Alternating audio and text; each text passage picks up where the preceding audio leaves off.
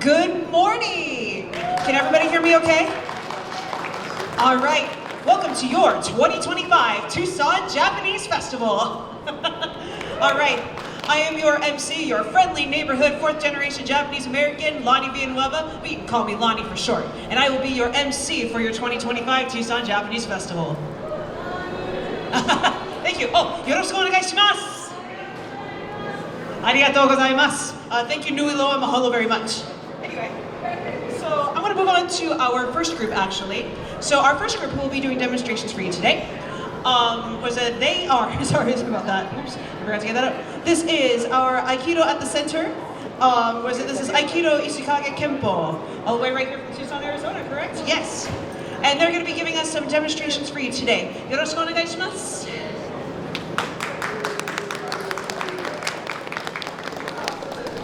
Konnichiwa. Konnichiwa. Welcome to a demonstration by Judith Robinson Sensei's Aikido at the Center School. I'm Denise. I'm Dominic, and I want to thank the organizers of the Japanese Festival for inviting our dojo here this morning to share what we do. And a big shout out to the Chinese Cultural Center for inviting us all to this event. Aikido is a martial art often referred to as the art of peace because it emphasizes conflict resolution. Since it relies on leverage and timing, it works for all ages, and our dojo currently has members ranging from 8 to 88. One of the most important skills we learn and practice is how to fall safely, and I have the bruises to prove it.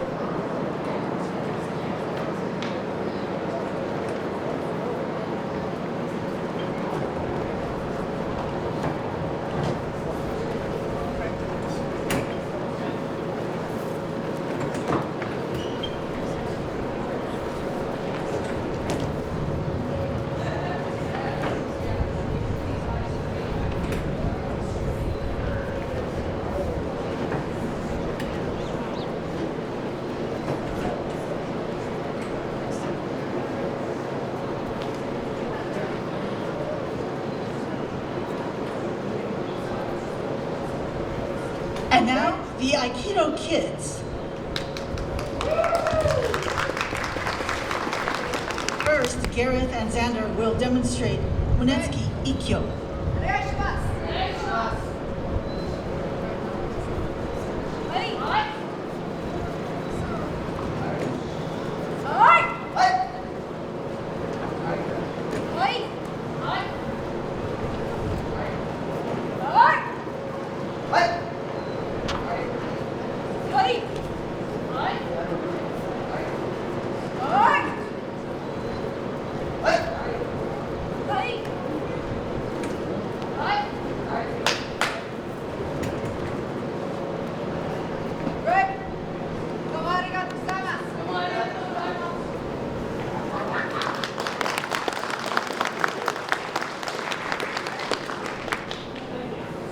Next, Karis and Alex will demonstrate Katanidori Kahunage.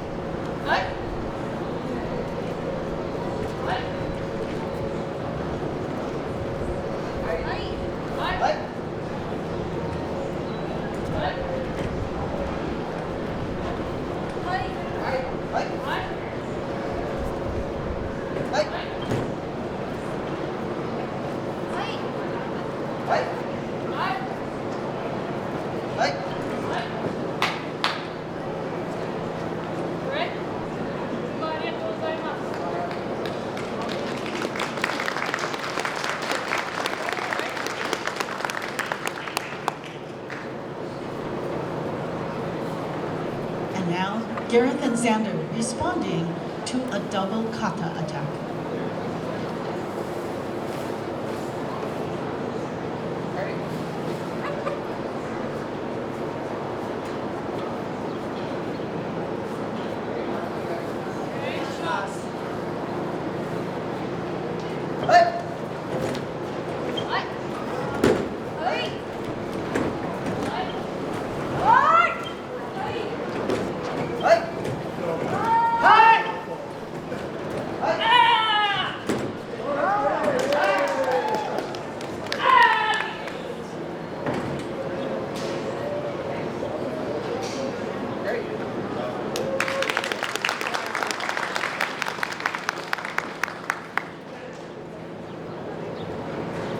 Rafi will now be dealing with multiple attacks at once in Ninin Dori.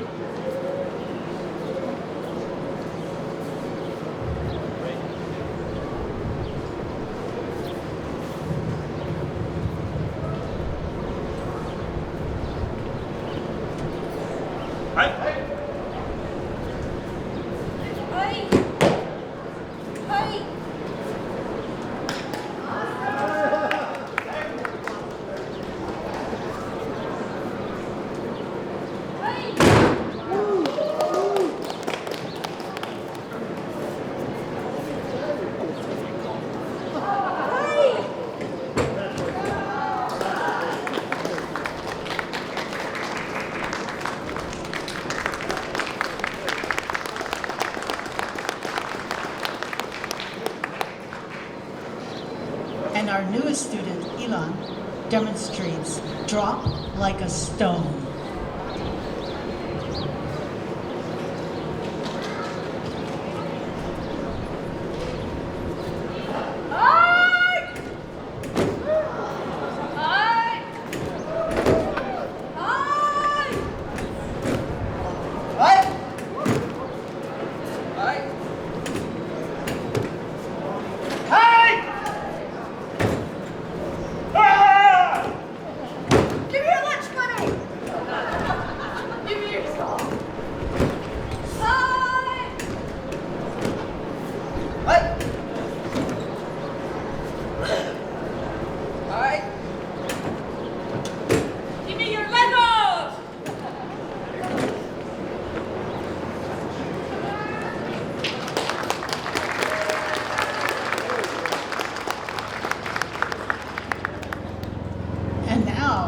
The adult class demonstrates a basic sequence of techniques.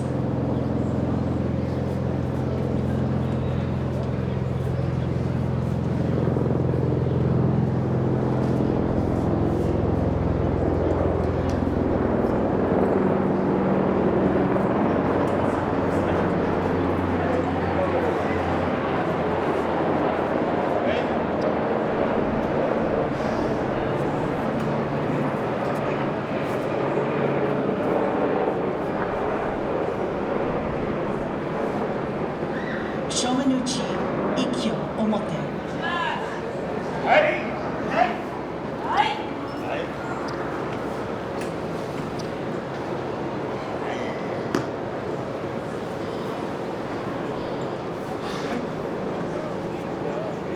Katate Dori, Ninkyo, Ura.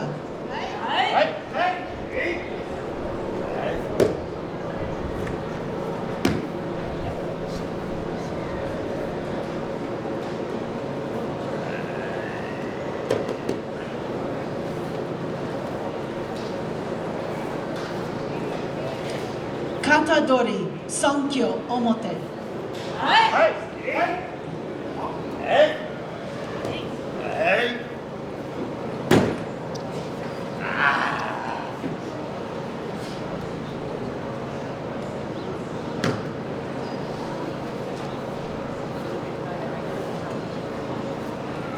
Yokome no uchi, Yonkyo, Omote.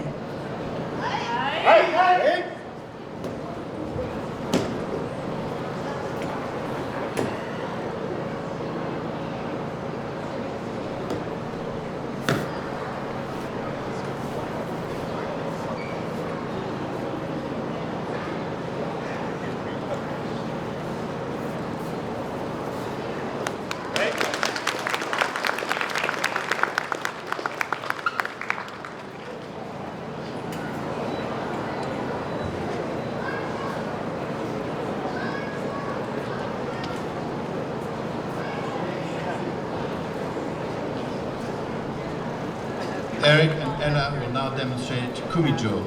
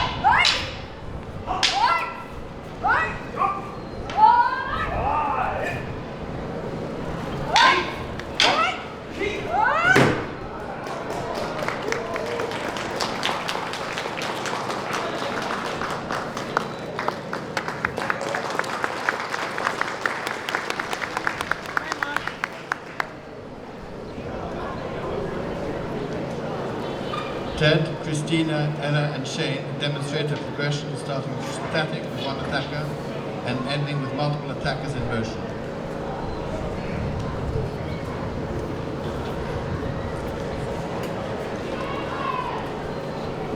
Break.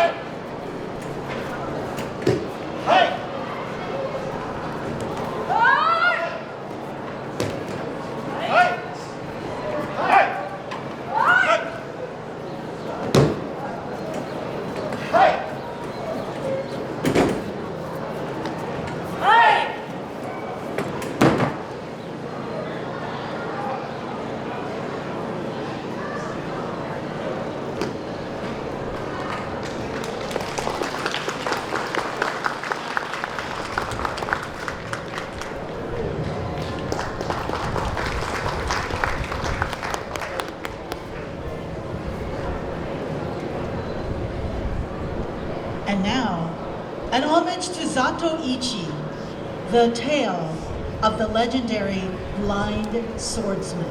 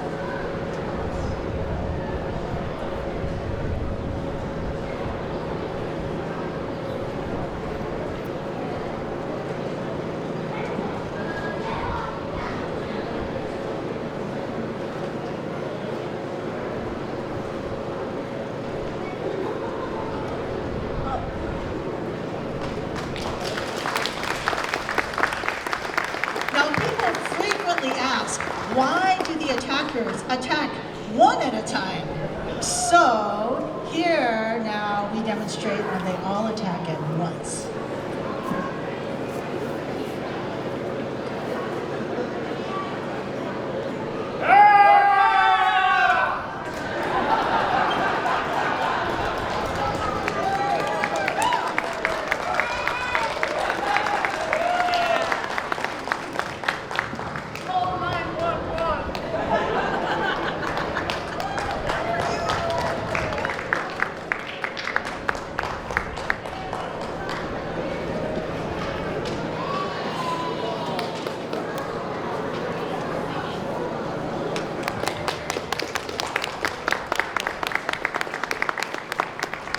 Aikido at the center also features instruction in Ishigake Kenpo, a classical style of Japanese swordsmanship.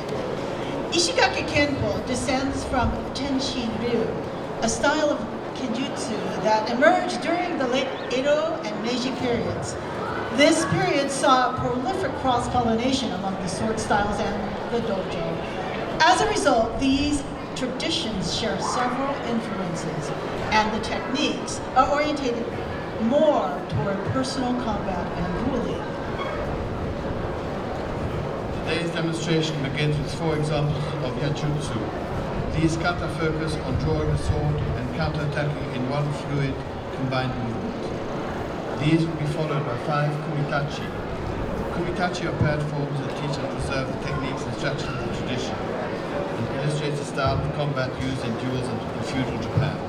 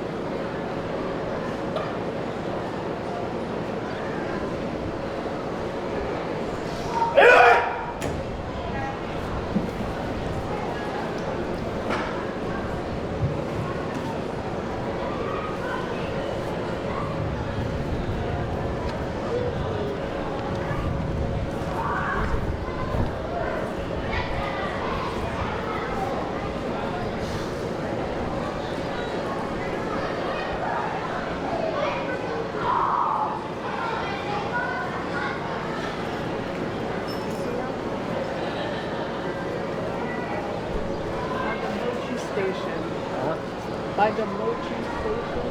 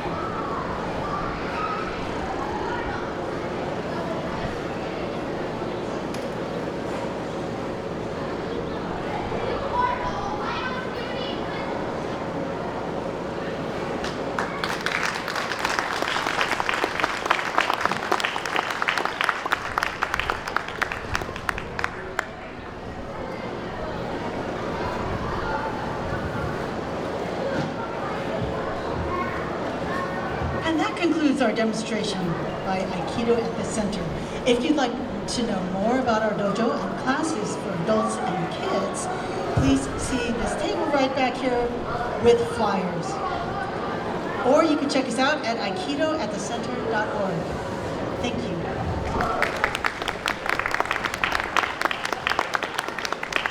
Thank you very much. How about another round of applause for Aikido at the Center? Good morning! How are you guys enjoying the Tucson Japanese Festival so far? Yes. Oh, it's Saturday morning, everybody. How is everybody doing? Sounds like we're cold? It's windy? Hey, guess what? We're here. Yes. Up next, I would love to welcome the Tucson Japanese School.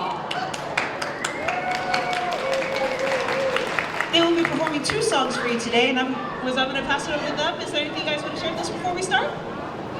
Absolutely. Here is Tucson Japanese School. よろしくお願いします。Ohayou We are Tucson Japanese Language School. We founded the school 10 years ago, and this is our 10th anniversary, and we are so happy to provide opportunity for anyone who wants to learn Japanese in Tucson. Especially, we are offering K-12 heritage language education on Saturday 9 to 11. And also we offering adult classes 15 years and up. If anyone wants to learn Japanese, you can sign up for beginner class or advanced class. We have 2 different levels. And this year, we added parents and child class. The parents and child learn Japanese together and do activities and crafts using Japanese, and then they're gonna have their first performance today. We also offer free online conversation class if you want to stay home and practice your Japanese conversation skill. We have class meetups on Wednesday. We have information if you're interested. We have information booth inside. So please stop by and grab a flyer, and you can join any of the programs we offer. So today we have a special guest, Anpanman, and Shokpanman is here.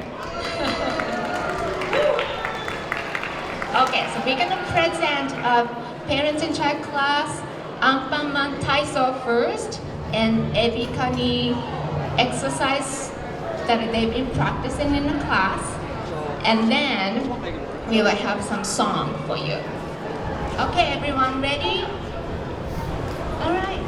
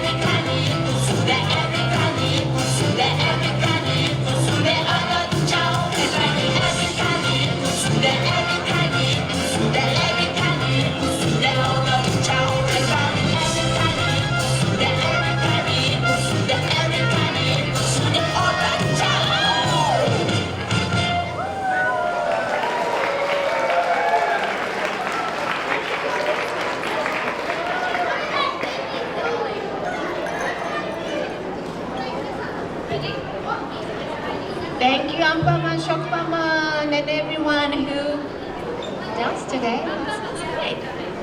Okay, now we would like to sing Arigato no Hana, Thank You Flower, presented by Japanese Heritage Language students. So everyone come now.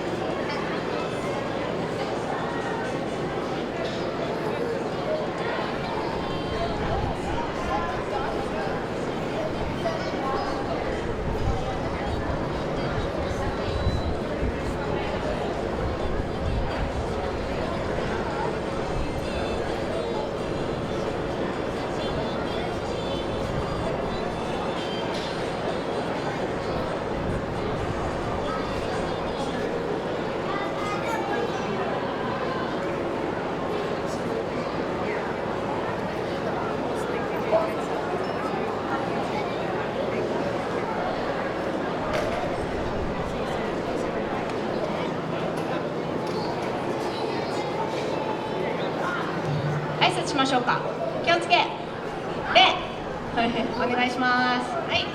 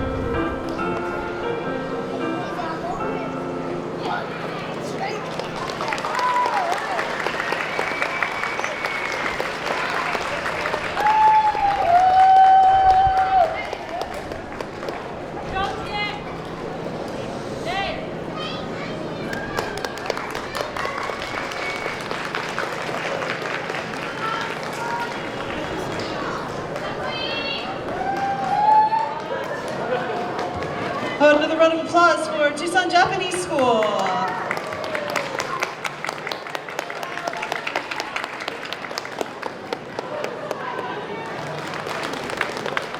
Good morning. Welcome to your 2025 Tucson Japanese Festival. Up next, we have the one and only Tucson Taiko group, Odaiko Sonora!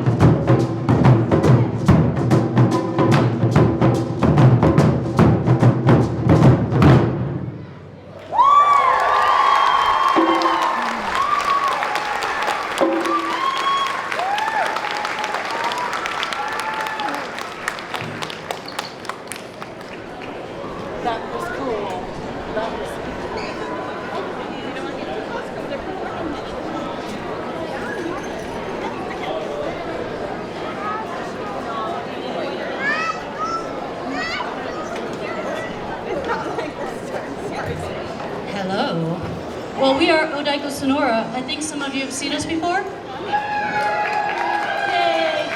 Who hasn't seen us before? Awesome! Brand new audience members. So we are Tucson's Japanese drumming group, Japanese ensemble group. Actually, there's a couple of other small groups in town, so we're not the only one, but we all love each other very much. In fact, Lonnie here is also a taiko artist.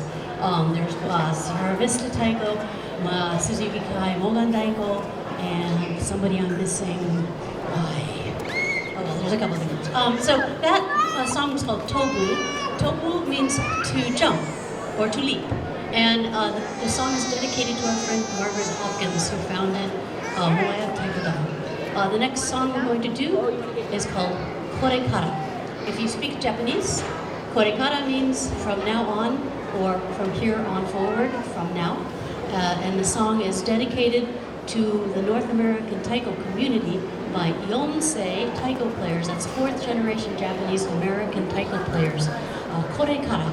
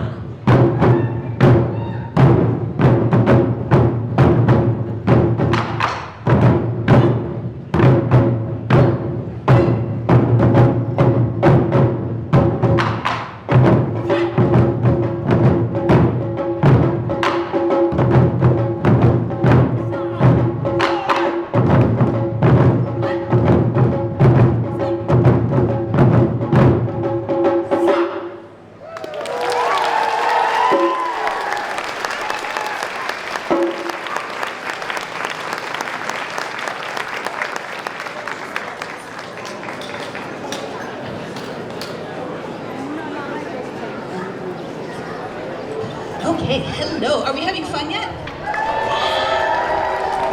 Are y'all warming up at all yet? No. Feel free to dance in your seats, get yourselves moving a little bit. My name is Nicole Stansbury. I am the artistic director of Odaiko Sonora, and I know better than to get that close to a speaker. So you may have noticed during Kodenkan there was a lot of yelling. We call that ki, to connect our energy and our spirit with our body and the outside world and what we're doing.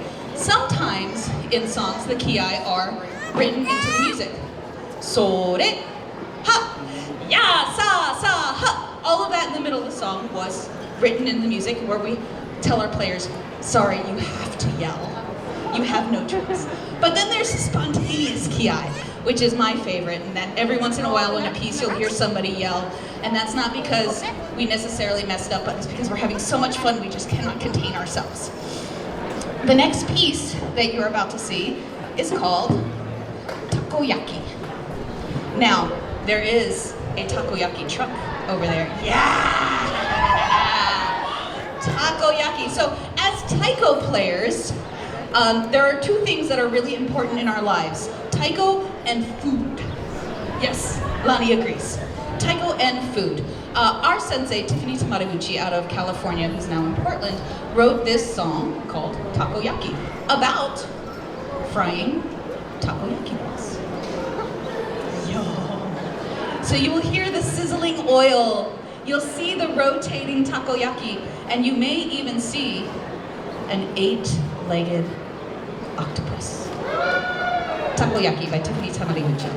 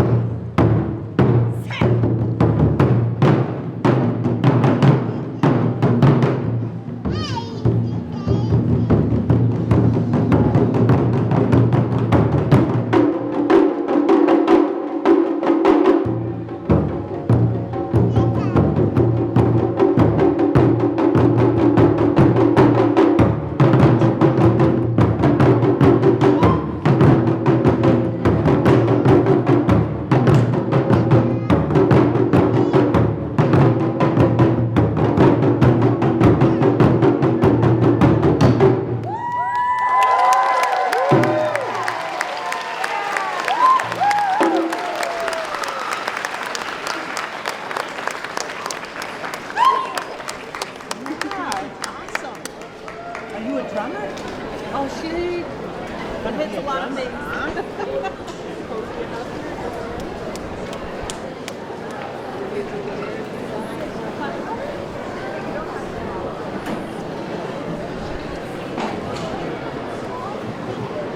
Hello, everyone. Did you enjoy your takoyaki experience? It does occur to me that it implies that they're cooking us, because we were the octopus. So that's awkward. The next song that we're going to do for you is called Matsuri, which means festival, which is a perfect song for today, as it is a festival.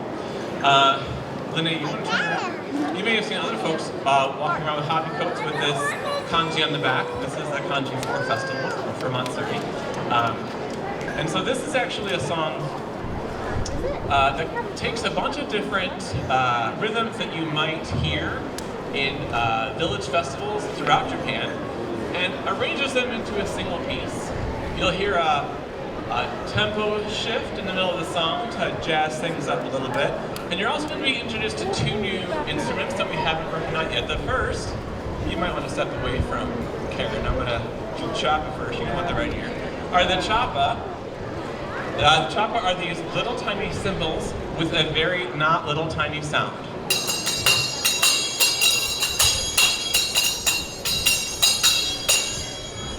Earplugs are recommended. The second instrument you're going to be introduced to is the fue or the shinobue, which is a flute that Nicole and Sonia will be playing in the middle of the song.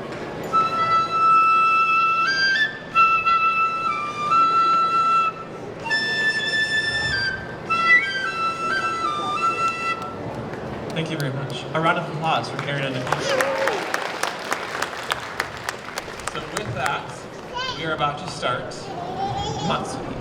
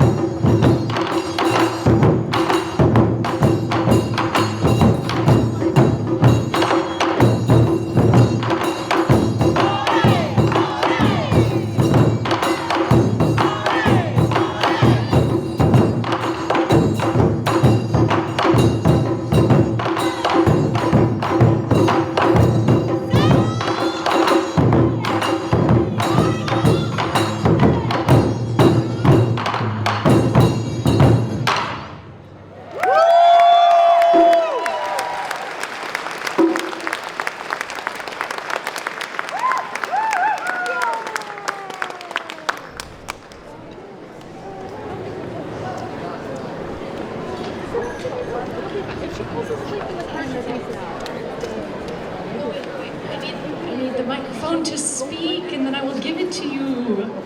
Yes. So what we have next is a gong. No, I'm kidding. I'm only sort of kidding. What we have next is an Odaiko Sonora original piece, Aki no Ondo. So this is a piece about the fall and about the harvest, and we're kind of getting that weather here today, so it feels very fitting. It's a little chilly for it to be spring. So thank you all for coming out in spite of the fact that the weather is not really cooperating. This piece is by Karen Falkenstrom. Ta-da! It depicts the process of a village coming together to work at harvest time, to bring the crops in and get ready for the winter. And so you'll see a variety of different motions or gestures which are meant to evoke the fall harvest. And it starts, not yet. It starts with someone assembling their farm equipment behind me. The tractor needs gas. And then a lone field worker emerges from the fog, tired, just barely waking up. And they go out to the field for Aki no Ondo.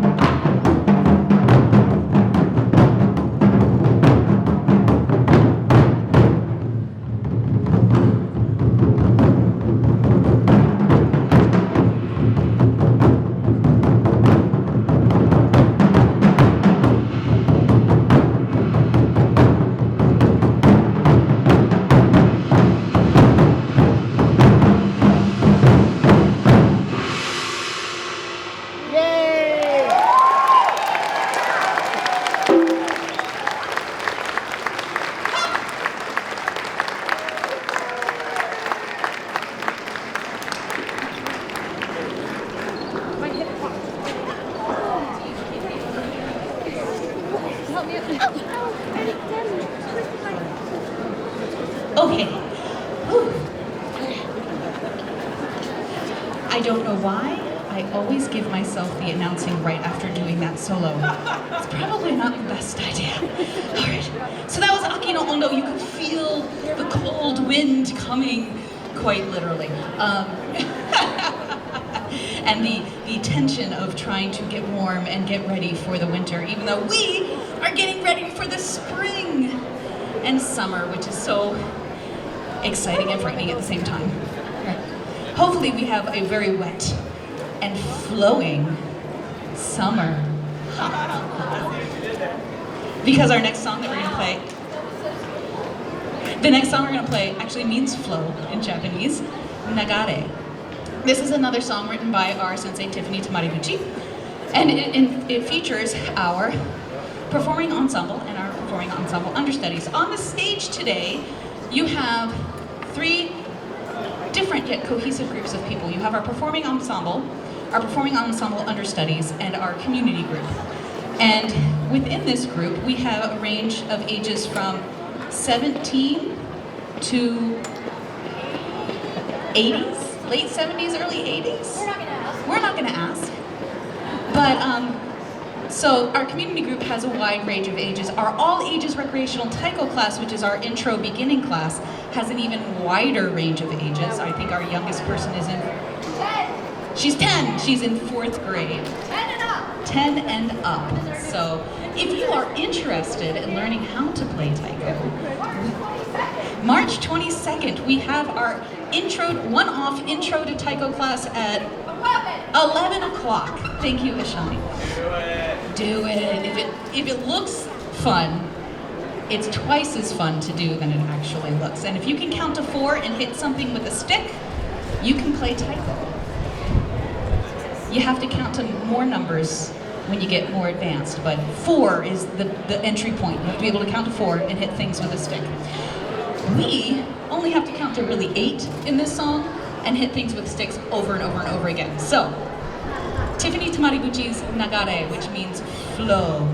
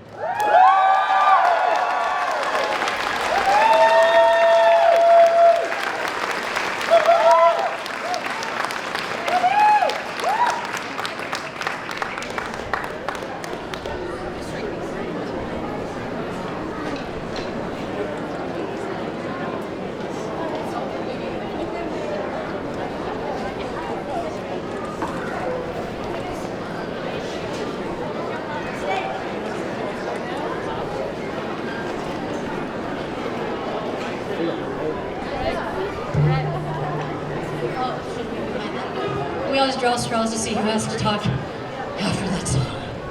So that was Nebuta, means flow. You heard a lot about our group. You can find out a lot more information on TucsonTaiko.org. Please feel free to come visit us, even just observe a class. We have a studio that's the largest artist-owned performing arts space in the Southwest, so it's pretty remarkable. Tucson has many remarkable things, some of the best kept secrets. Are we ready? No, because we're going to do something else. Oh, yes. Okay, so this song, the next song we're going to do has a audience participation portion. The song is called Nebuta Daiko. It comes from the Aomori prefecture of Honshu, the northern part of Honshu, and they have a very famous festival there called Nebuta Matsuri. And in it you'll see these huge floats that are almost as big as this basketball court that are lit with their rice paper, and they're painted and they're gorgeous. Go look it up, Nebuta Daiko, Nebuta Matsuri. So the part that we're going to ask you to join in on us for is you're going to hear someone call, Rasera, Rasera! And you're going to answer, Rasera, Rasera! So, Rasera, Rasera, Rasera. It's from comes from irashai maso, which is to welcome people to come out. And what they're doing is they're asking for people to bring more candles also, because in the old days, the rice paper floats were lit by candles. Ha, what could go wrong? Candles, open flames, rice paper, wood, had no problem. So when we say, you say, let's do it again, there's one more practice. All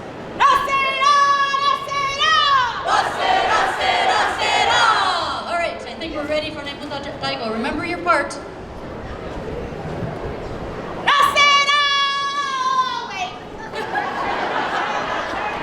She's got to put her drum on. I have to put my drum on. Sorry, that was not as well planned as we hoped.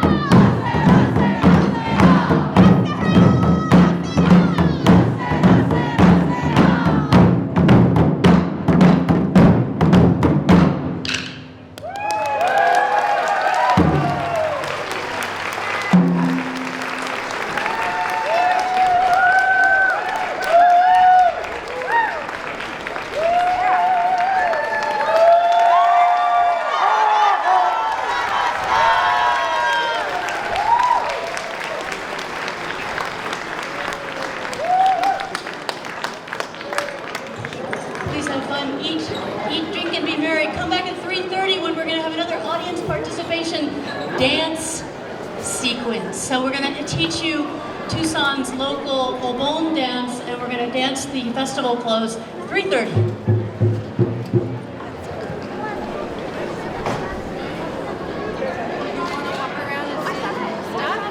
About another round of applause for Odaiko Sonora.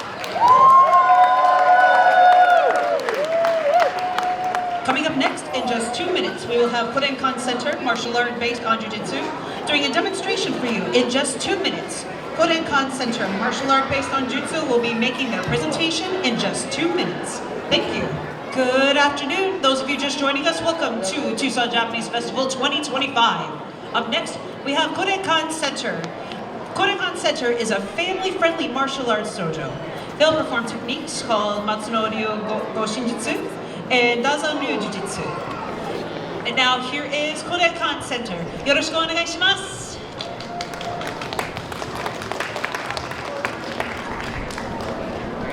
Konnichiwa. I'm Sensei Irene from the Kodenkan Center dojo.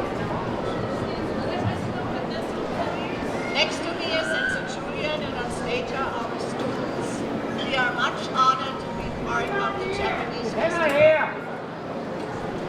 Get here. We are very much honored to be part of the Japanese Festival. Today we will show you demonstrations of two martial arts styles. Matsuno-ryu Goshinjutsu, a modern, more self-defense style, and Danzan-ryu Jiu-Jitsu, a traditional Jiu-Jitsu style. Both styles share the same roots, dating back to Professor Shishiro Henry Okazaki. At the age of 17, he made the journey from Japan to Hawaii. It was the year 1906. There he studied judo under T. Tanaka sensei. The study of judo encouraged him to go back to his native Japan to study judo at the famous Kodokan. Upon his return in Hawaii in 1929, he founded the Kodenkan, the school of the ancient tradition, and developed a style of Jiu-Jitsu called Danzan-ryu Jiu-Jitsu. In 1947, one of his black belts, Joseph Hoke, met with 4 other martial artists, each expert in their system.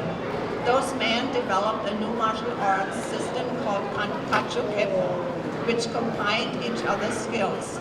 In 1972, at the coaxing of his sons, Shihan Joseph Hoke began to instruct his concept of self-defense system he set out and developed in 1947. This system of self-defense was reintroduced as Matsuno-ryu Goshinjutsu, defensive art schools of the Pine Fields. The responsibility of perpetuating the techniques of Goshinjutsu went to, at the time, Sensei Vincent. The only stipulation directed to Sensei Vincent was that the techniques would be taught under the guiding principles of Professor Shiro Okazaki. Shall we? Right? First, we demonstrate Kiondosa. Shikodachi Chudansu.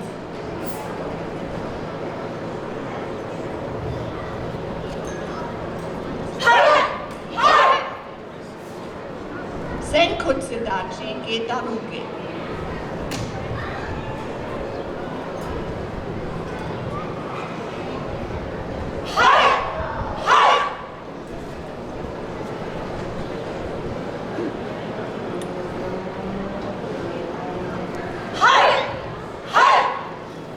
Shisendachi Akeuge.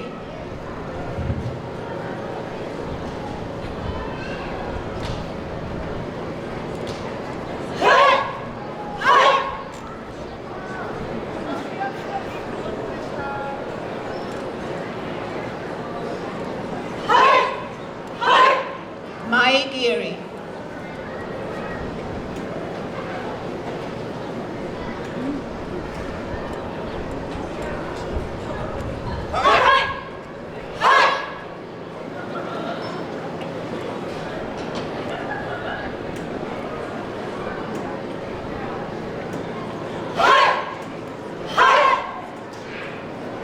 Kion de kata, beginning kata.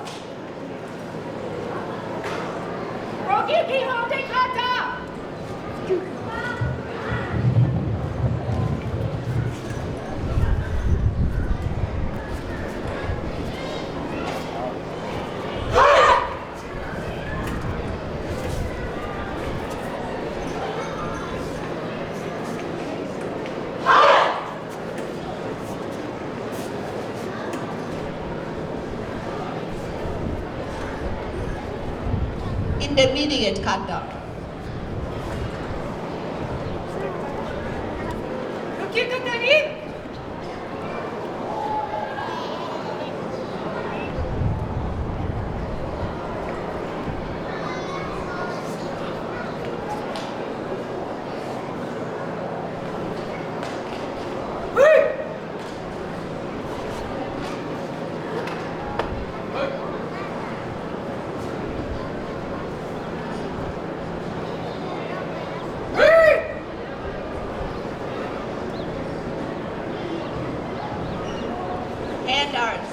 Hand arts, Hatsushi Basa, escaping techniques.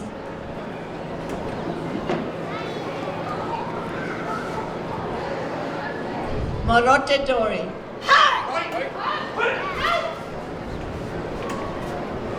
Momishime.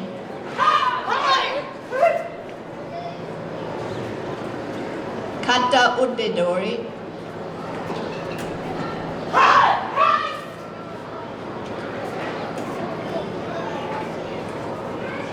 Atemi Basa, striking techniques. Morote Dori. Royote Dori. Airy Dori.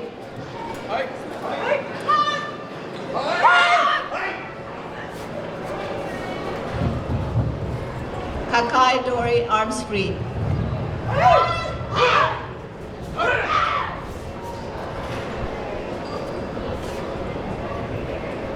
Bokendo. Bokendo is not a sword art. It is said that in the early 1930s, Professor Okazaki taught a few students, among them Professor William Montero, the science of Bokendo. In the early 60s, Professor Montero revived the science of Bokendo as part of his program. With the wave of public unrest in the 60s, the proper use of the baton was adopted by law enforcement in parts of California. Some of those techniques were used successfully in the riots of the late 60s and early 70s. We practice with the wooden sword. Again, this is not a sword art. Exercises 1 through 6.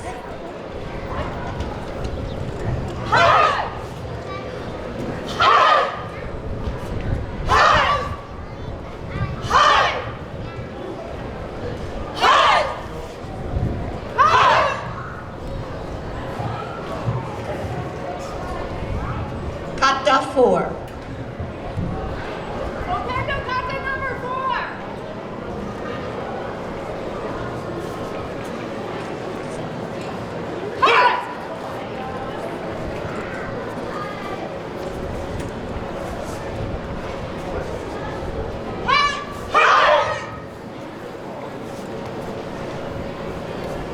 We will now demonstrate a few self-defense techniques. Beatrice will show us a defense from a punch.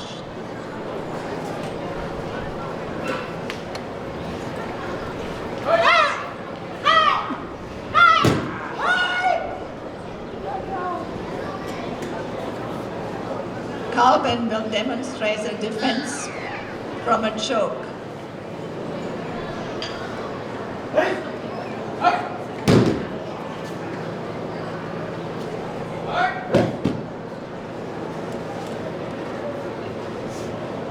Stephen will show us a defense from a kick.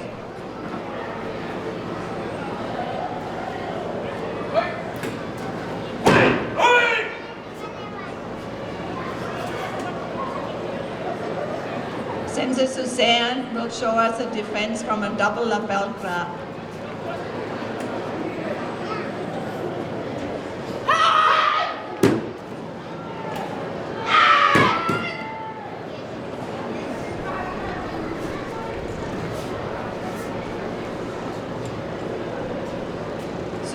will show us a defense from a two-hand reach.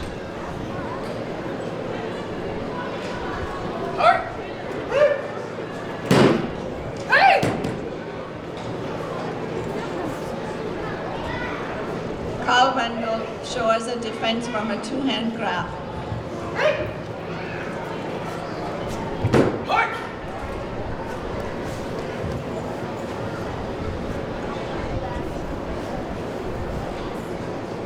Sensei Courtney will demonstrate a defense from a front hug.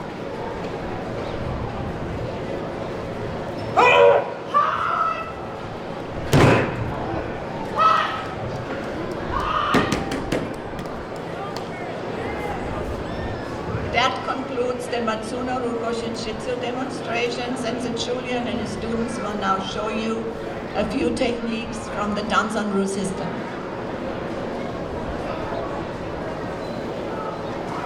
We're going to start with ukemis.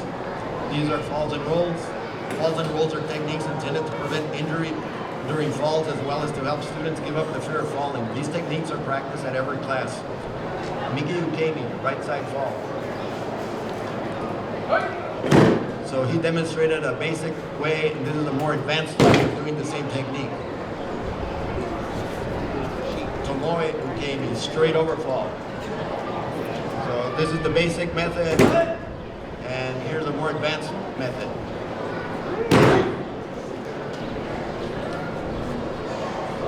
Mai ukemi, stomach fall. Basic method, more advanced method. Bushido koroge, back roll. Basic method, more advanced. Nage no kata. Forms of throwing, hip throw. Ogoshi, major hip throw.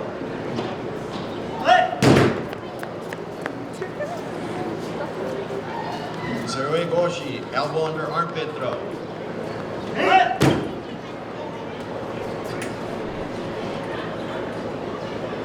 Suri komi goshi, lifting, pulling hip throw.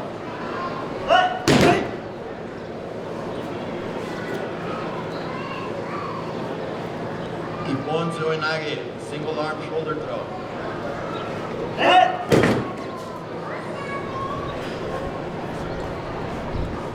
Throws using the foot, Deashi Harai, advancing foot sweep.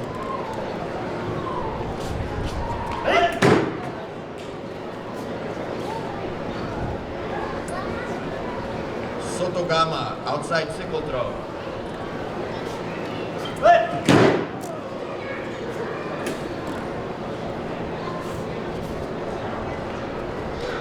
Okudi Harai, following foot sweep.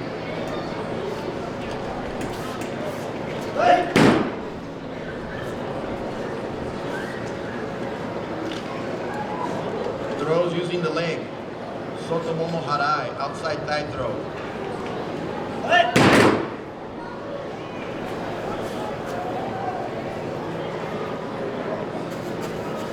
Hanegoshi, bent leg throw.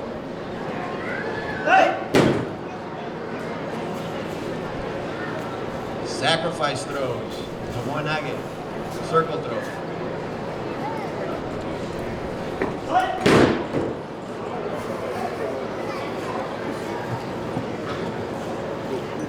Uki-otoshi, pull down throw.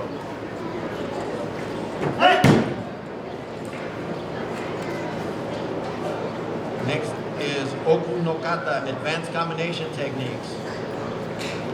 Mayamakage, back-to-back throw.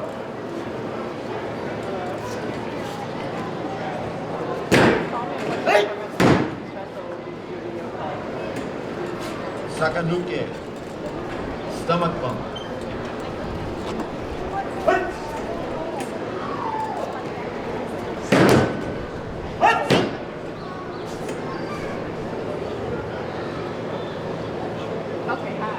Gyaku Shigarami, hammerlock with foot.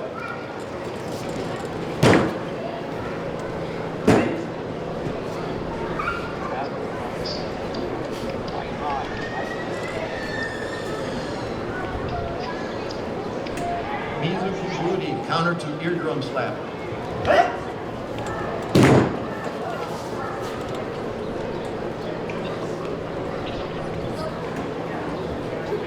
Iki Otoshi, leg takedown and elbow break.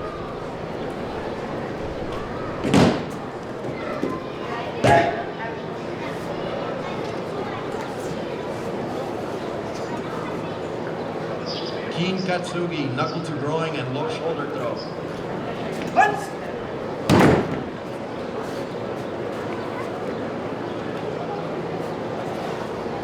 Tora Katsugi, back-to-back throw using belt.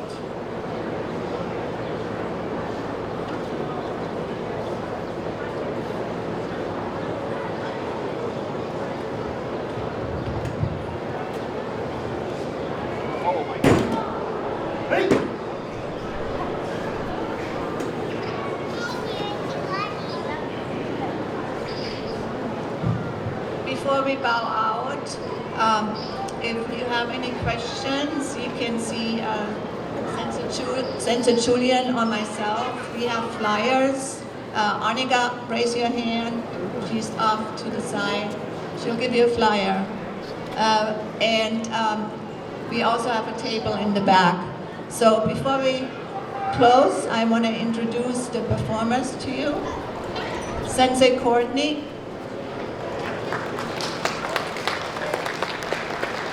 Steven is Sensei Courtney's husband. Benito Sensei. Senpai Isaac, brother of Sensei Benito. Oh, I got the wrong name. Did I? No, I'm right. Okay, I get those two brothers mixed up. So, and then the third brother, the younger brother, Mateo. Sensei Suzanne, Sensei Bobby, Suzu, Calvin, stepson from Suzu, and Beatrice. Beatrice has two daughters that are also in our program. Yes, okay? Company, great.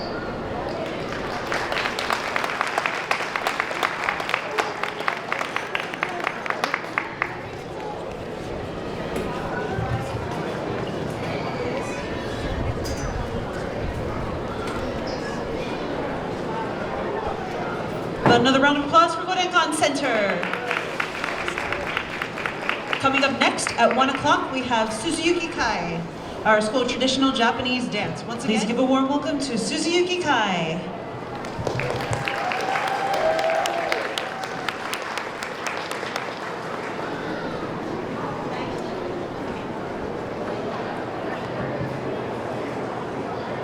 Our first dance from Suzuyuki-Kai will be Hanayome Ningyo, as performed by Alexis, Amira, Bonnie, Gabby, Lauren, and V.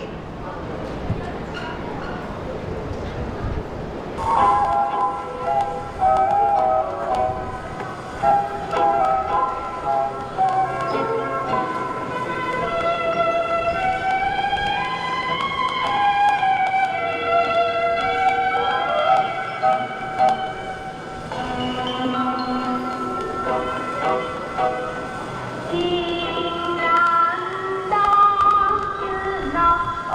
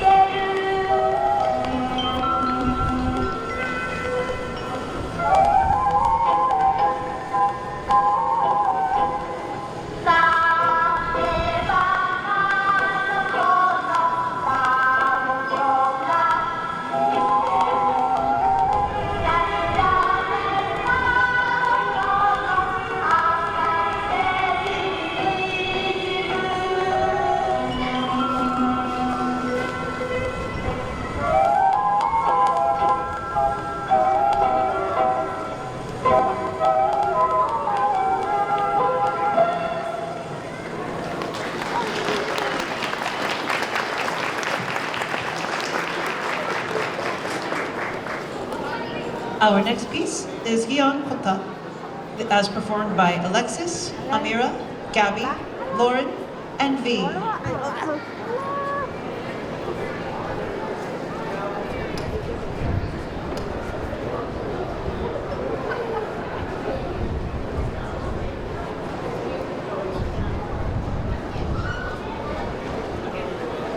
Once again, this is Gion Kota by Alexis, Amira, Gabby, Lauren, and V.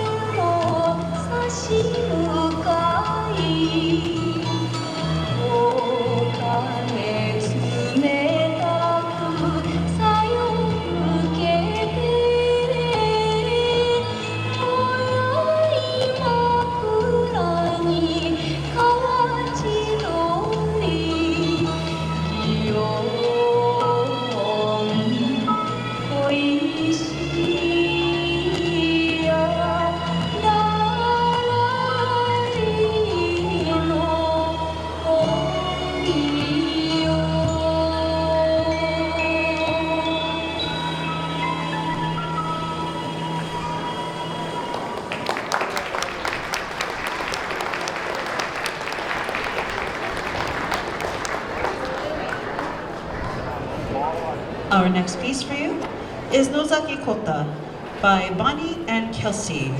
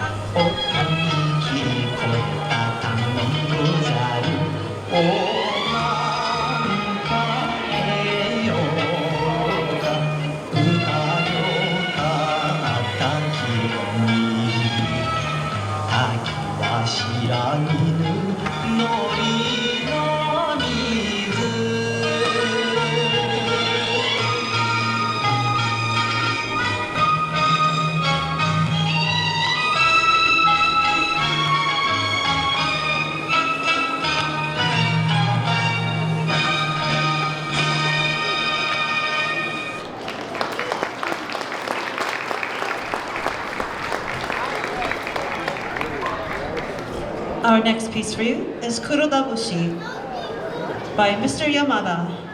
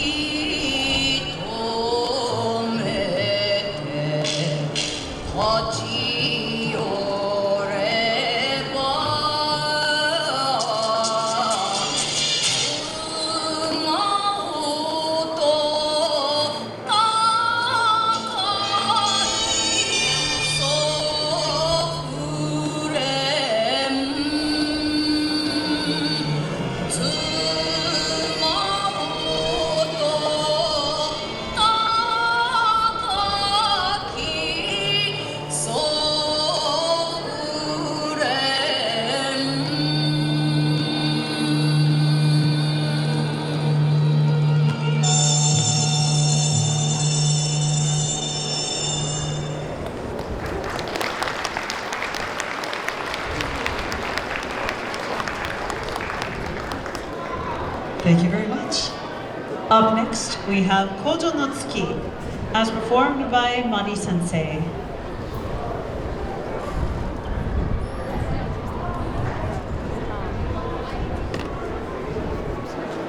Once again, this is Kojo no Tsuki, as performed by Mari Sensei.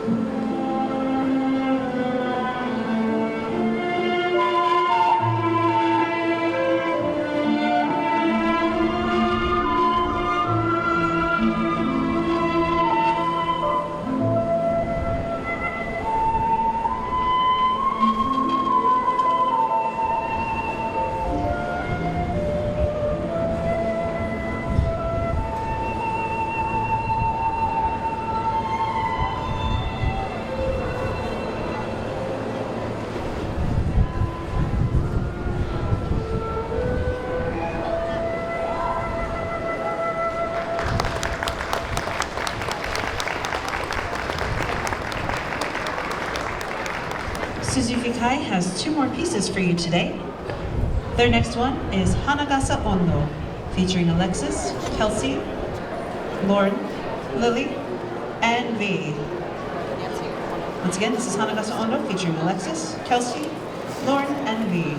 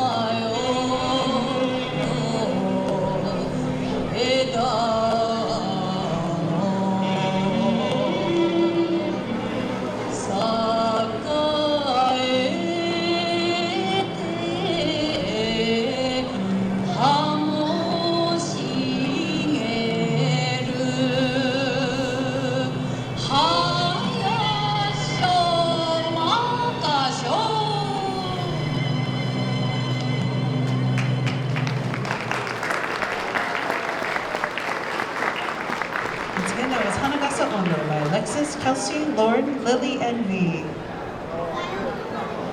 Our final piece for you today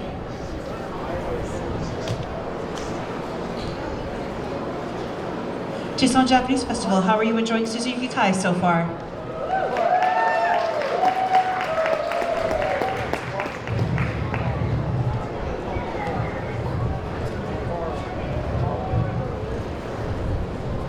After our final piece from Suzuyuki-Kai, we will have another demonstration coming up at 1:30. Once again, after our final piece from Suzuyuki-Kai, we will have another demonstration at 1:30 by Arizona Kyudo Kai, Japanese archery demonstration.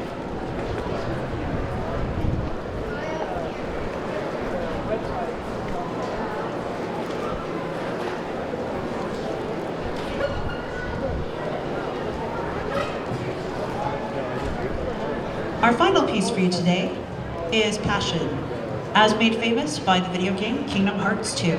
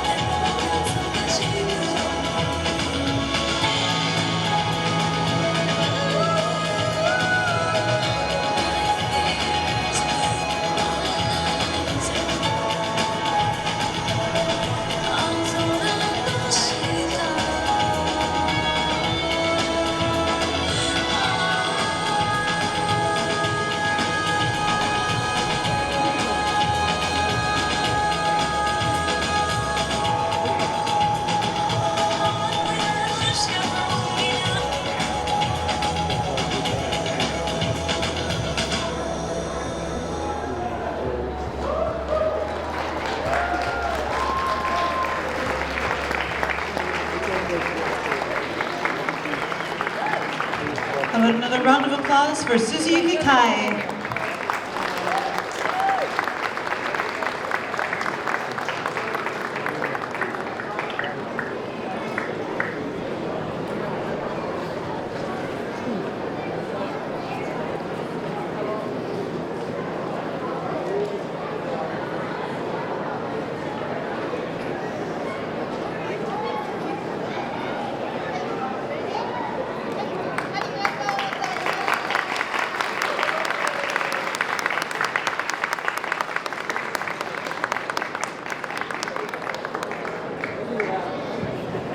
Thank you very much, Suzuyuki-Kai. Please welcome Arizona Kyudo Kai. よろしくお願いします。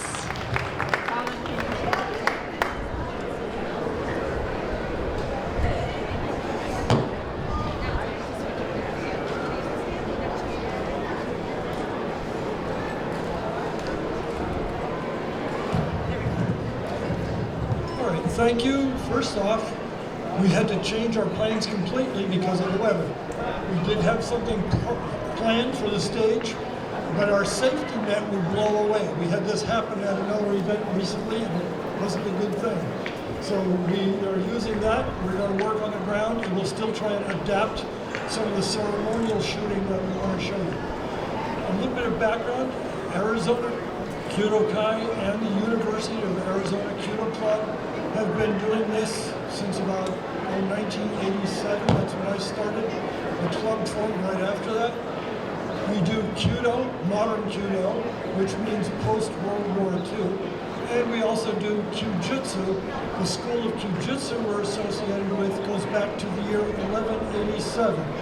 It's Odaiko Ryu and was formed in 1187 at the order of the Shogun Yoritomo. So we're going to start off today. The first thing, we have 3 archers coming in over here to do a Hitotsu Mato Shari. It's a ceremonial form to demonstrate shooting techniques. Thank you. Okay, with that, come on in, guys.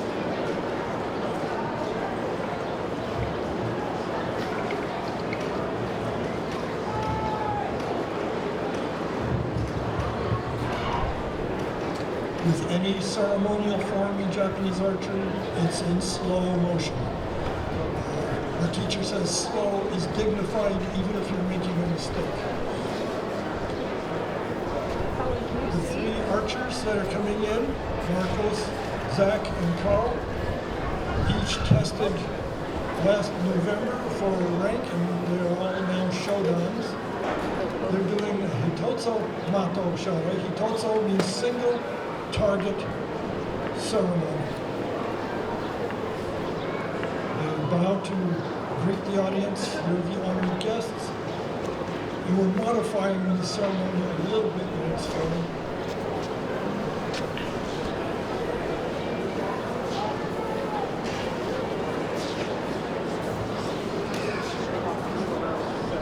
Japanese archery is considered the oldest traditional martial art in Japan.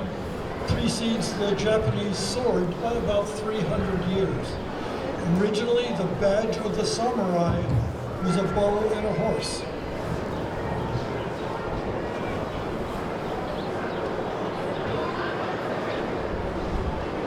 The type of target we're using for today's performance is called a makiwara. It's a short-range target, obviously. Normal tradition, we will be shooting at a distance of 28 meters or pretty close to 100 feet. But that wouldn't work so well for today's audience.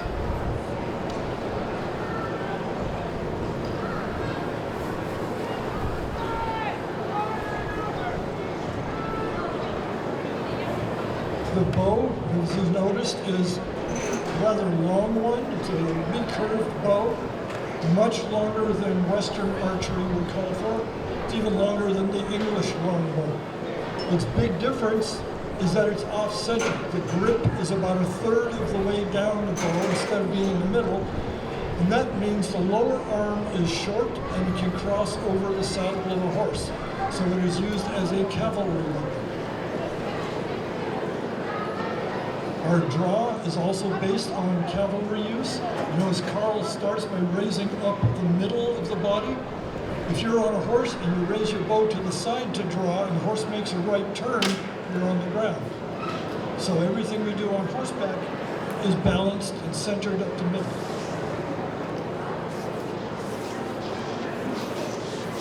Jessie in kimono over there is our kaizoe.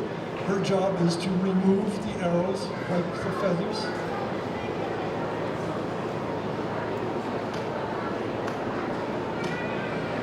You'll notice he removed one arrow from the string. We initially load a pair of arrows, one nocked and one facing the opposite direction. It's just one that's held in ready. The first one is fletched to rotate clockwise, and that dispels, under Shinto tradition, that dispels evil spirits that are present. The second arrow rotates counterclockwise, and that implants the archer's spirit into the target.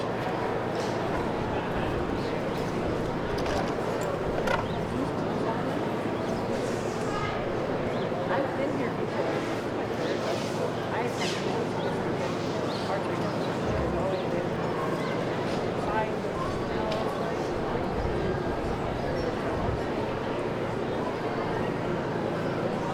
I mentioned today's target is the Makiwara at just a bow length distance from the archer. Normal practice would be at 28 meters, about 100 feet. And then there's another form of shooting called Enteiki, where you shoot at a target that's about 200 feet away.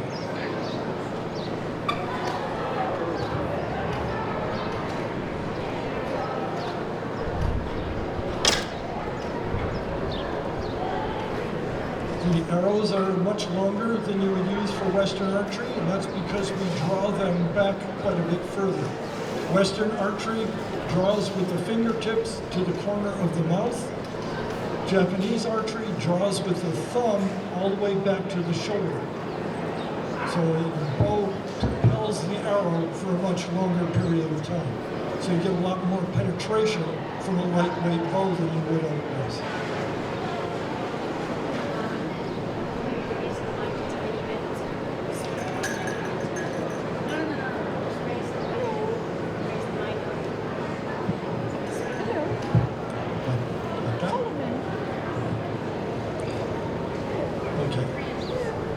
Okay, good.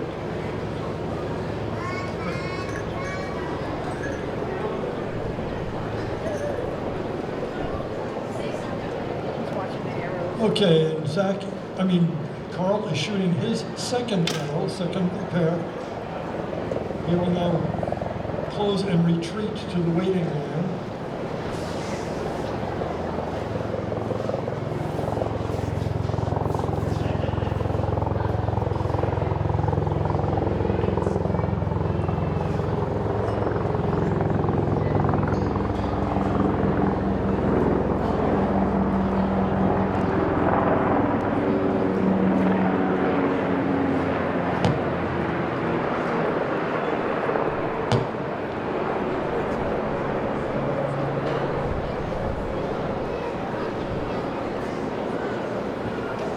As you're watching these people shoot, you might notice that it's a very ritualistic set of 8 steps when you draw. It's called the Hasetsu.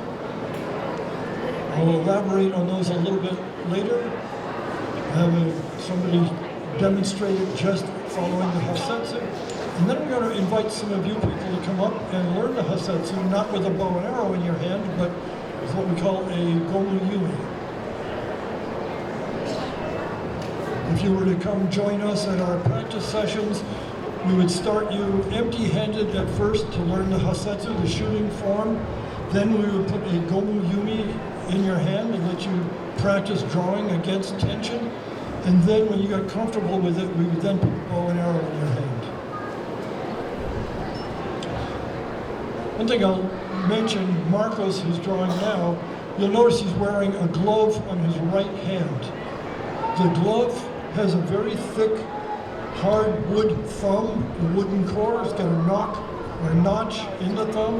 That's what he draws the string with. It's very similar to the Mongolian, Korean, or Chinese thumb ring that is used for drawing. Japanese just incorporated it into a glove form. Now that I notice it's not. Okay, shot through 3 arrows, and salute the target. We'll reposition and bow to you as the honored guests. Just a minute.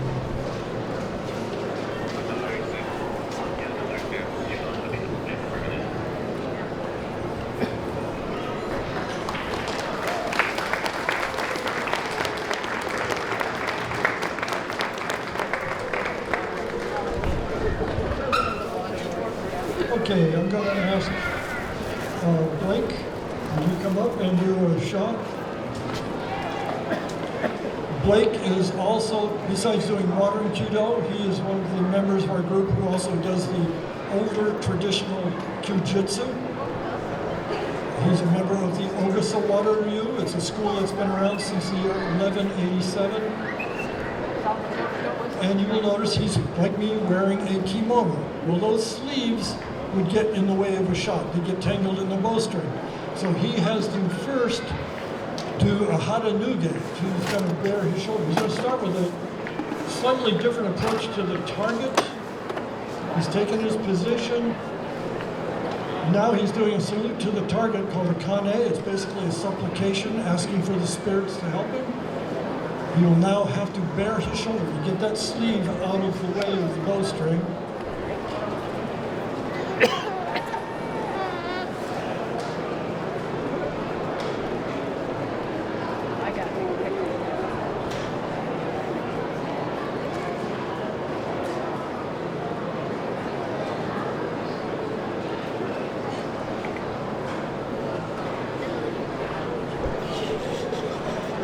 For women, obviously, they're not going to do the shoulder bearing. Instead, they will tie the sleeves up with a sash.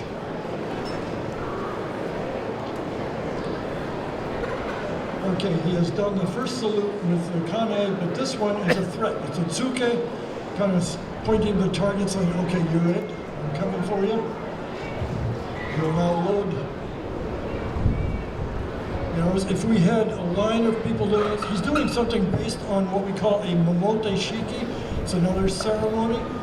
If we did a full momote shiki here, it would require about 30 participants.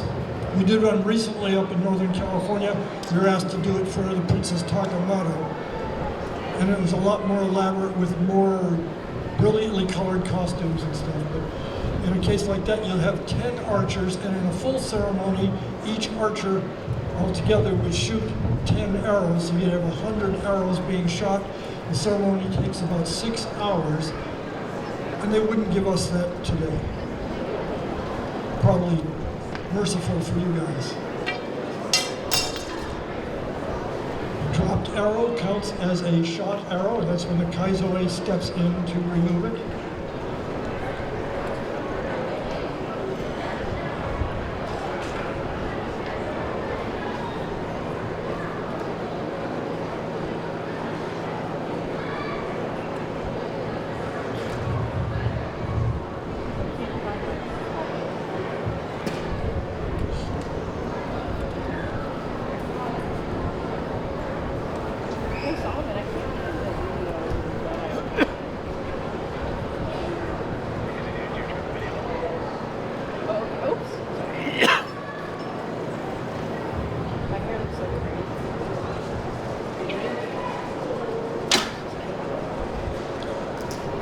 Don't know if you noticed, but when he shot his bow, the string turned and hit the back of his arm.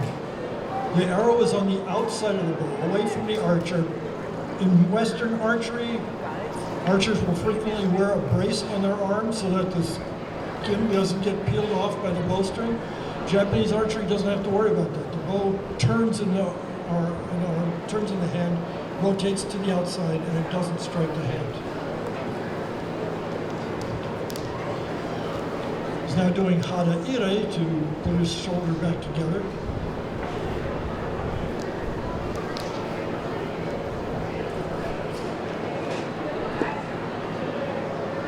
And he'll retreat.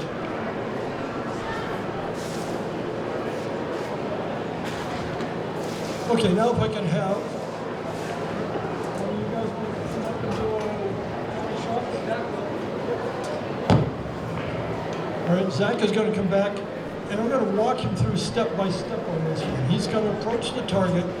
We talked about the hasetsu, the 8-step form, and I'm going to call out step by step as he does that.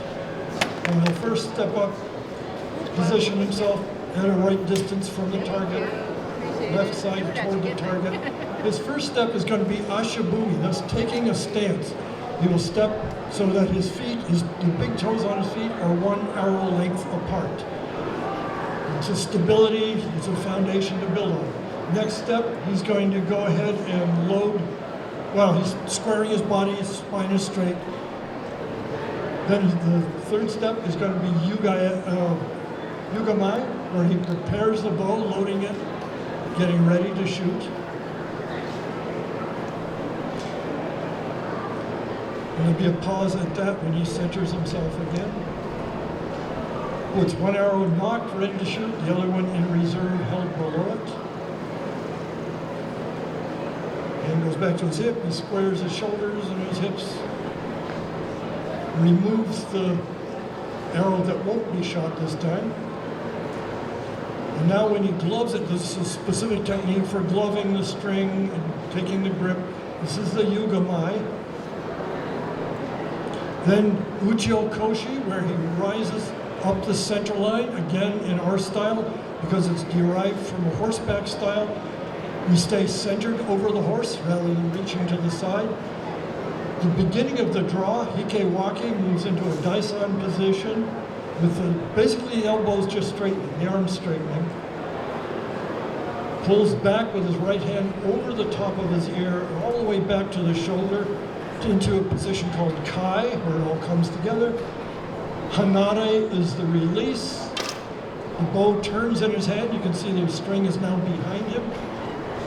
He contemplates the shot, Zanshin, and then he closes. Yuraoshi.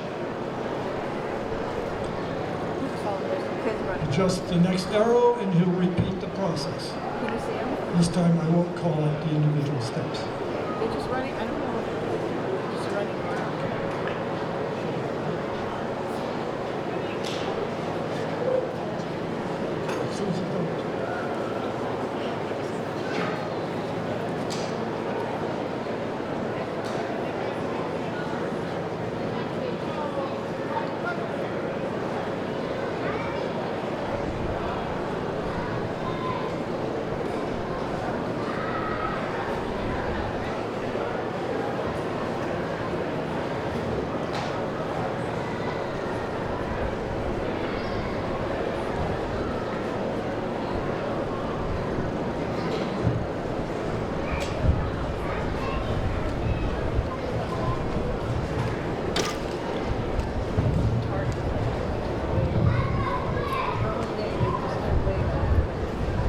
Completed his shot. The Kaizoe is now removing the arrow. There's a ritual number of pulls that she has to pull the arrow out with.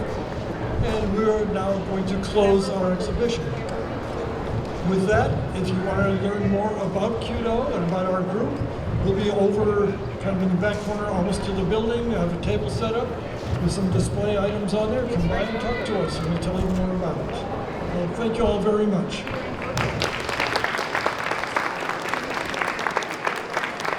Another round of applause for Arizona Kyudo Kai.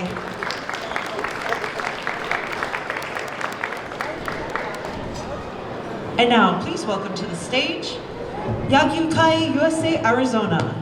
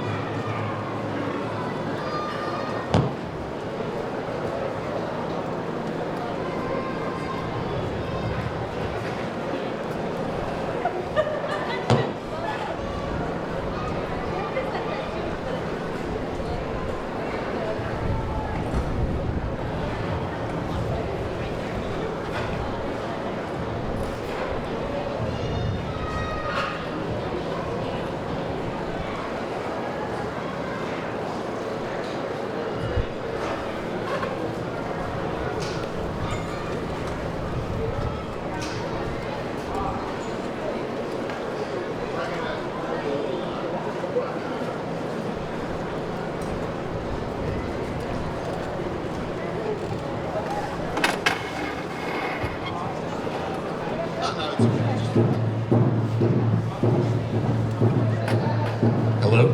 Okay. Hi. Yeah, we're the Arizona group of the Yagyu-Kai USA. I'm going to just give a brief introduction to Yagyu-Shinkage-ryu, and then we're going to do a demonstration. Yagyu-Shinkage-ryu is a school of Japanese swordsmanship that has been taught on a person-to-person basis in Japan since the middle of the 16th century. Shinkage-ryu was created by a man named Kami Izumi Ise no Kami towards the end of Japan's Muromachi period, during a time often referred to as the Sengoku Jidai. in which Japan's governance consisted of multiple regional warlords fighting each other for control of their own and each other's domains. The founder of the school, Kami Izumi Ise no Kami, trained from a young age in the major schools of swordsmanship and military tactics of his age, Shinto-ryu, Nin-ryu, and Kage-ryu, and based on his own insights obtained while practicing Kage-ryu, created his own system of swordsmanship, which he named Shin Kage-ryu, meaning New Kage School. While traveling Japan to teach his Shin Kage-ryu style of swordsmanship, Kami Izumi was introduced to Yagyu Munetoshi, a well-known swordsman of the Kansai area, the area containing modern-day Nara, Kyoto, and Osaka. The two men engaged in some sort of match with practice swords in 1563, after which Munetoshi acknowledged Kami Izumi as his superior and asked to become his student. The two trained together for some time, and in 1566, the founder, Kami Izumi Ise no Kami, made Yagyu Munetoshi the second headmaster of Shinkage-ryu. Since that time, Kami Izumi's Shinkage-ryu has been headed by successive generations of the Yagyu family, which is why it is often known as Yagyu Shinkage-ryu. Shinkage-ryu is probably best known for its connection to Tokugawa Ieyasu, the first shogun of the Edo period. The Battle of Sekigahara in 1600 represented the end of the Sengoku Jidai, the Warring States period, and the beginning of Japan's Edo period. During the Edo period, most of Japan was controlled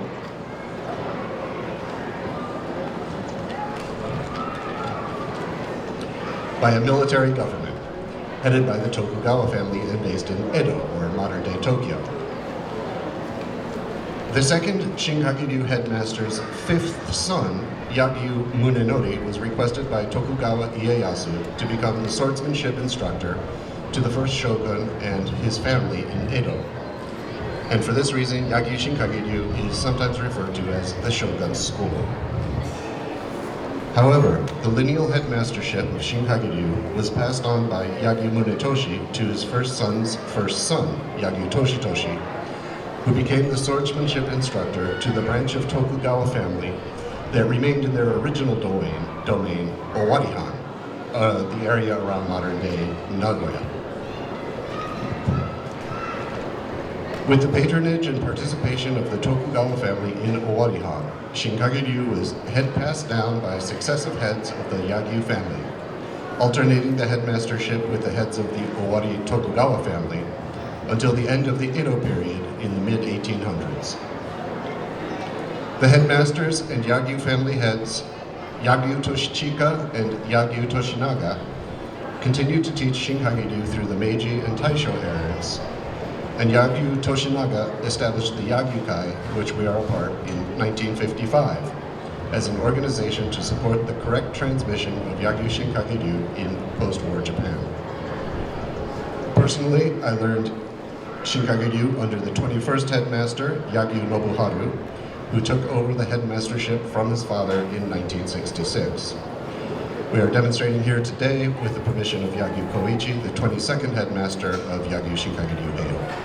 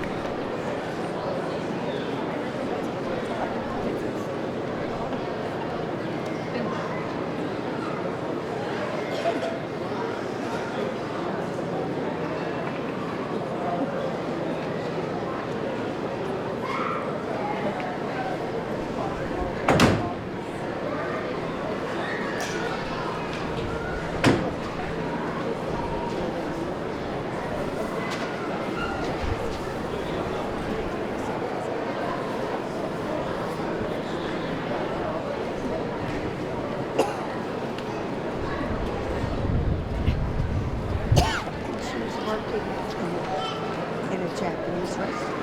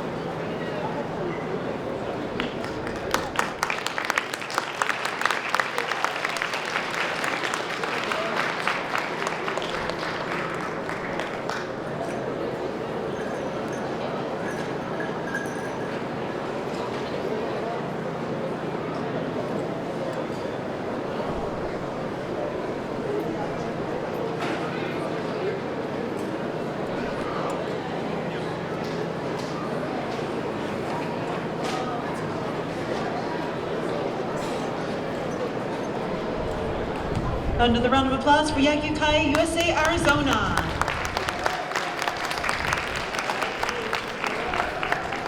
All right, good afternoon. If you're just joining us, welcome to the 2025 Tucson Japanese Festival. How are you guys doing today?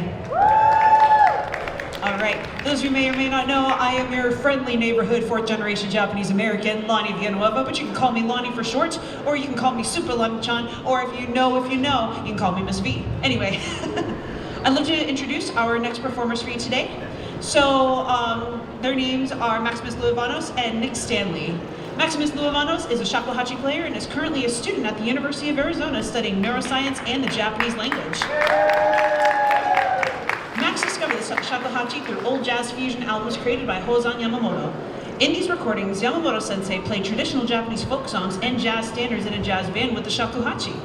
Max desires to play jazz shakuhachi like Yamamoto-sensei, and he wants to display his progress to you all today. And he says, thank you, and we hope you enjoy it. And I'd also like to introduce our piano player, Nick Stanley. Nick Stanley is a jazz pianist from Tucson, Arizona, a professional musician and educator with over 20 years experience. Nick has also spent meaningful time in New York City. He is a graduate of the University of Arizona Fred Fox School of Music, Bear Down Go Cats, as well as a product of the Tucson jazz scene. Nick has received instruction from many master jazz musicians such as Barry Harris, Benny Green, John Clayton, Angelo Versasi, Scott Black, and many others. Everyone, our next performers are Maximus Luevanos and Nick Stanley.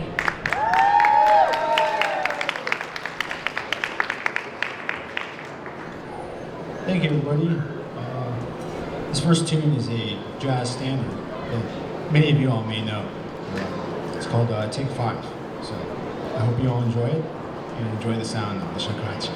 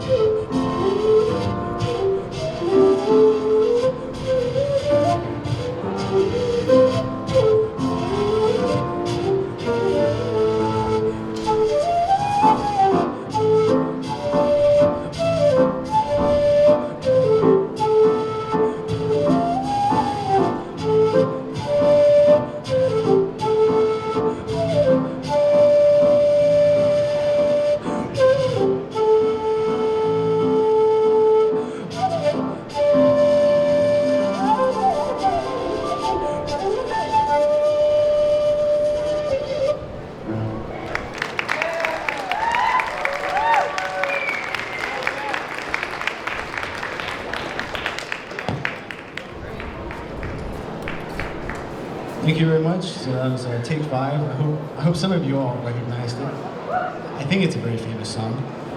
And next song we'll be playing for you is Ue Muite Aruko in Japanese, or as it's known here in the United States, Sukiyaki.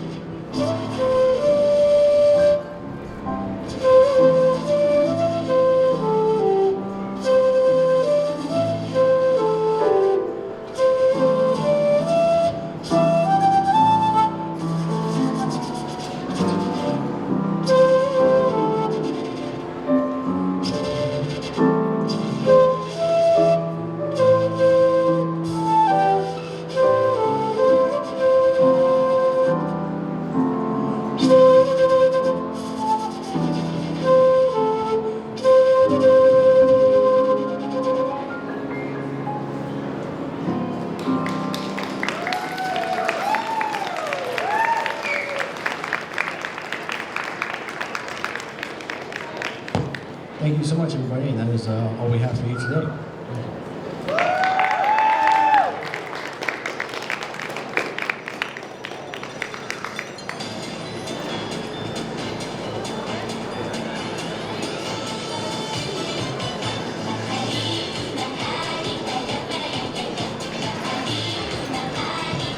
But another round of applause for our performers. Thank you so much, you guys.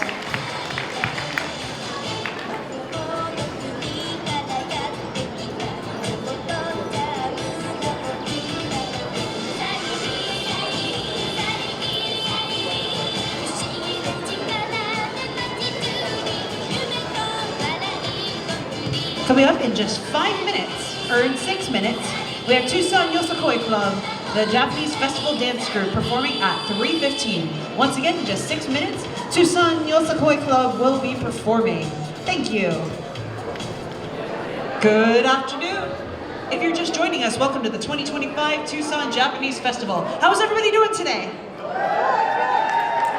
I am your friendly neighborhood 4th generation Japanese American, Lonnie Villanueva, or otherwise just known as Lonnie, or Super Lonnie-chan. And if you know, you know, also Miss V. Anyway, all right. So, for your next performers today, I'm going to give a little description about them. This is the Tucson Yosakoi Club, the Japanese Festival Dance Club. All right. Here we go. Yosakoi is a dynamic Japanese dance that blends tradition with modern energy. Originating in 1954 in Kochi, Japan, it has spread worldwide with only about 6 groups in the United States, including our new team in Tucson. If you enjoy their dance, you can come join them. They practice every Thursday from 5:30 to 7 p.m. at the University of Arizona. Everyone, students, kids, and adults are welcome. All right, with that said, are we ready? All right, I'm gonna go ahead and make sure I plug the Bluetooth in as promised. All right, with that said, we hope that you enjoy, we hope that you enjoy the, our club from University of Arizona. This is Tucson Yosakoi Club.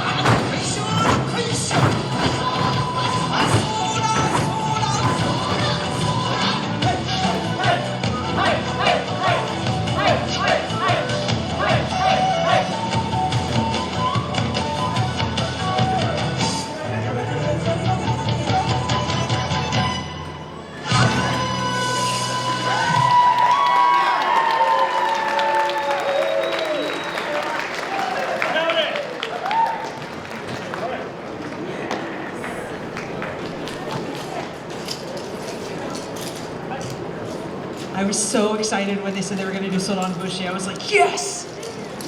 Oh. Up next, this is Yochore.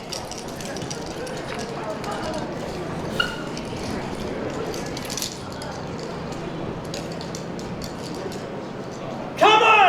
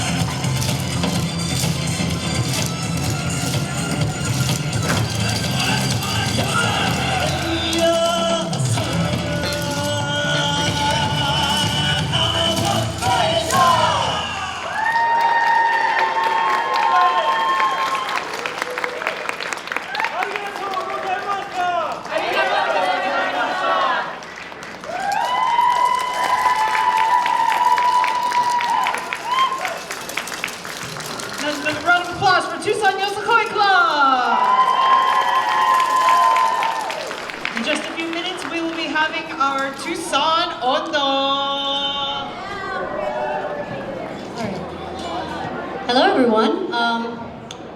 My name is Karen Falkenstrom. I am on the Southern Arizona Japanese Cultural Coalition Council, and we want to thank you all for coming to our 9th annual Tucson Japanese Festival.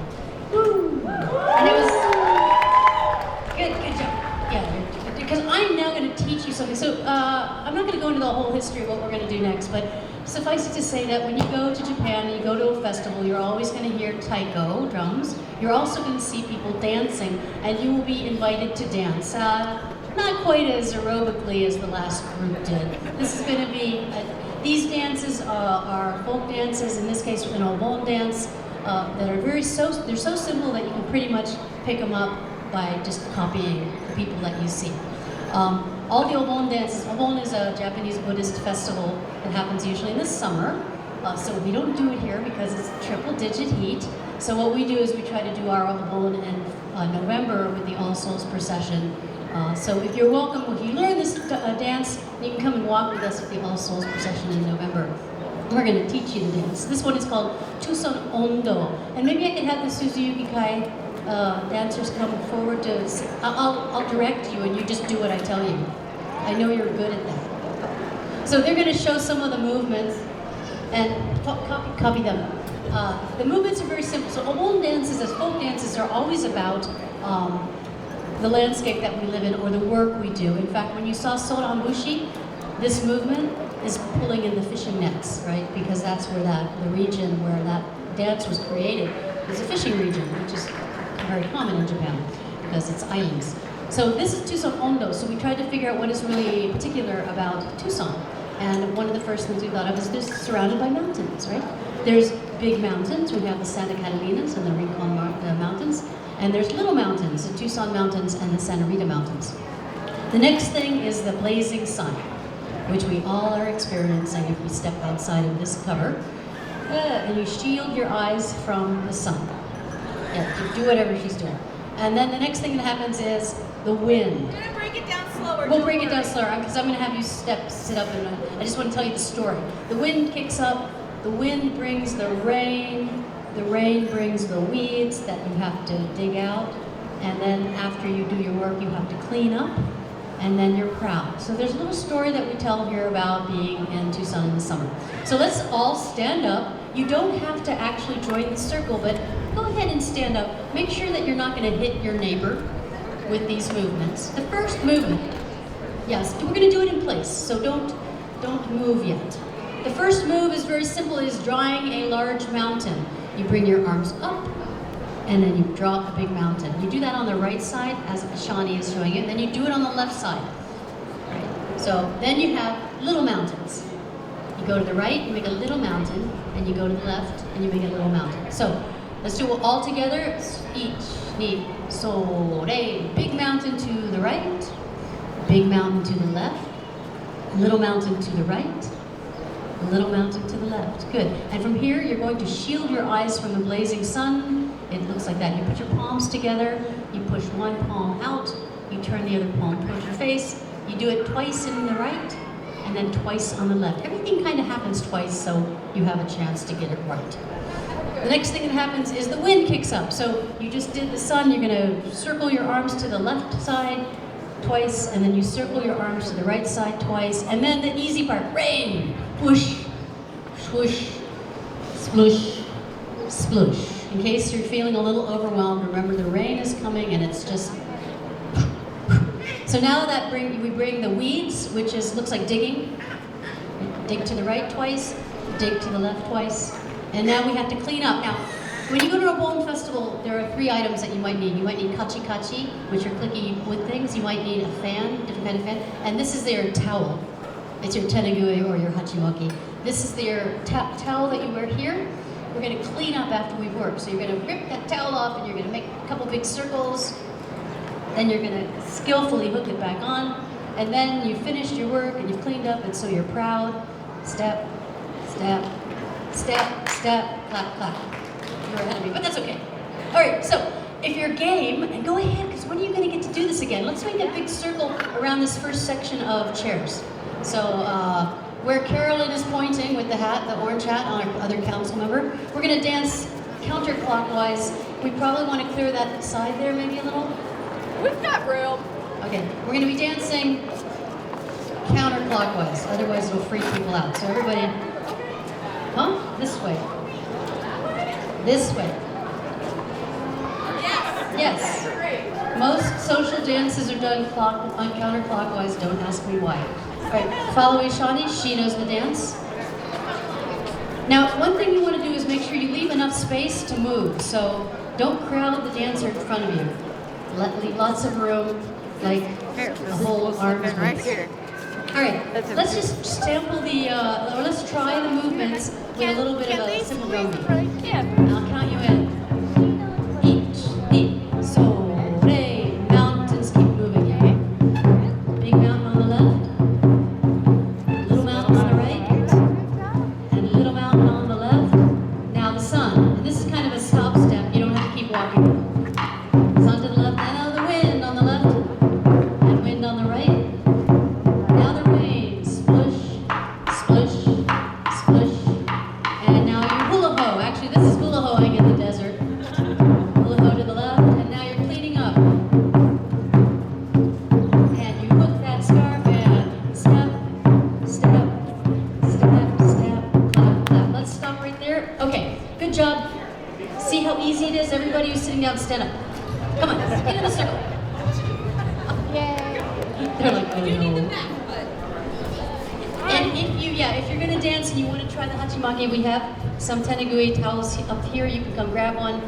Just, make sure you give it back to us at the end. Want to try that? All right, we have a good number of people. Let's spread out. Try to make a big circle. Just like that. Now, here's the thing. Some people want to stop. Don't stop. Keep moving. The only the movements that you kind of stop on are the sun and the digging and the cleaning. It's kind of like you step forward and step back. So just know that there's forward motion, because if everybody's just stuck standing, it's not as fun. And it doesn't look as cool, because when 100 people are dancing together, it looks cool. So this is Tucson Ondo. Nicole Stanbury, my artistic director, is going to be drumming for us, and my assistant director, Ishani, will be leading you. Oh, and Lonnie's going to play the flute! All right, because there are flute parts for this, and Lonnie knows it. Thank you, Lonnie. All right, are we ready? Everybody who's going to stand up, are you sure? You're not standing up? Are you sure? Not standing up? That's you? Okay. Big mountain on the right, big mountain on the left, little mountain on the right, little mountain on the left. Now the sun.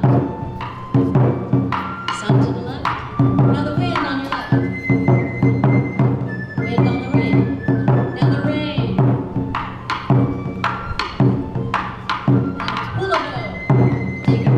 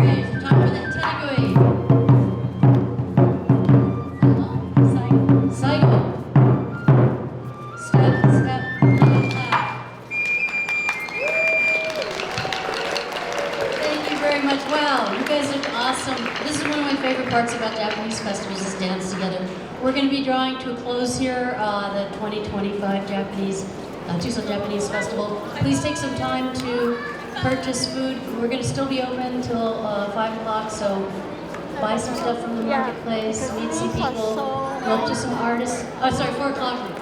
4 o'clock. What do I know? Thank you. We'll be closing up at 4 o'clock, but please take some time to meet the artists, find out if you want to learn what they're doing. And find out. Thank you all. Arigatou gozaimashita. Otsukare-sama desu. How about another round of applause for Odaiko Sonora and Suzuyuki-Kai. How'd you enjoy the 2025 Tucson Japanese Festival today, everybody? All right, tell your friends. Seriously. Yes, so this concludes the main performances of the 2025 Tucson Japanese Festival. We hope to see you again next year. Until next time, I'm getting married. Anyway. I've been your MC today, Super Lani-chan, or otherwise known as Lani, and we hope you have a fabulous rest of your day. Good, have a wonderful rest of your day, everybody. Thank you.